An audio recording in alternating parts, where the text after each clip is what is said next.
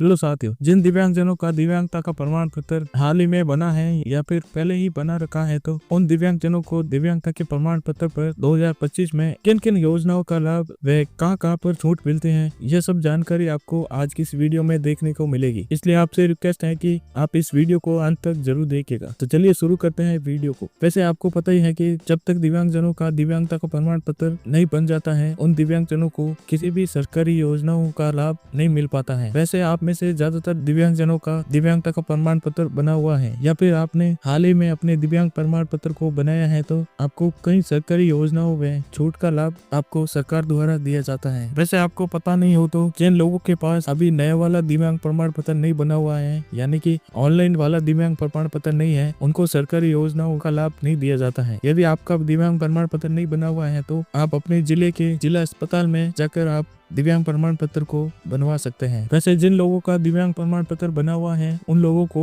इन सरकारी योजनाओं में छूट का लाभ मिलता है। तो सबसे पहली योजना है पेंशन योजना। इस योजना के तहत राज्य सरकारों द्वारा पेंशन के रूप में सहायता दी जाती है, यानी कि जिन दिव्यांगजनों ने पेंशन योजना में आवेदन कर रखा है, उनको हर महीने पेंशन का लाभ दिया जाता है। दूसरी सबसे बड़ी योजना है पालनहार योजना। इसमें दिव्यांग माता पिता की संतानों को सरकार द्वारा पैसा दिया जाता है। ये पैसा पालनहार योजना के तहत दिव्यांग माता पिता के बच्चों को पढ़ाई के खर्च के लिए दिया जाता है। अगली योजना है दिव्यांग रेलवे पास के तहत जिन दिव्यांगजनों के पास रेलवे का पास बना हुआ है, उनको पूरे देश में रेल यात्रा करने पर किराए में 50% की छूट दी जाती है। और इसके साथ ही दिव्यांगजनों का सर्टिफिकेट बन जाने पर दिव्यांगों को सरकार द्वारा सहायक उपकरण भी दिए जाते हैं। इसमें दिव्यांगजनों को फ्री में scooty, motorized tricycle, wheelchair, बैसाखी, कान की मशीन, MR बच्चों है तो MR किट, कुष्ठ रोगी है तो लेप्रोसी किट, दृष्टिबाधित है तो स्मार्ट छड़ी, वॉकर और कृत्रिम हाथ और पैर व जूते और क्लिपर आदि उपकरण राज्य सरकारों द्वारा दिव्यांगजनों को दिए जाते हैं। अगला है सरकारी नौकरियों में दिव्यांगजनों को विशेष आरक्षण का लाभ भी दिया जाता है। और इसके साथ ही शादी विवाह प्रोत्साहन योजना का लाभ दिव्यांगजनों को दिया जाता है। इसके साथ ही सराहनीय कार्य करने पर दिव्यांगजनों को पुरस्कार दिया जाता है। इसके अलावा जिन दिव्यांगजनों के पास रहने के लिए पक्का मकान नहीं है, उन दिव्यांगजनों को पक्का मकान बनाने के लिए सरकार द्वारा आवास योजना का लाभ भी दिया जाता है। इसके साथ ही किसी सरकारी नौकरी या योजना का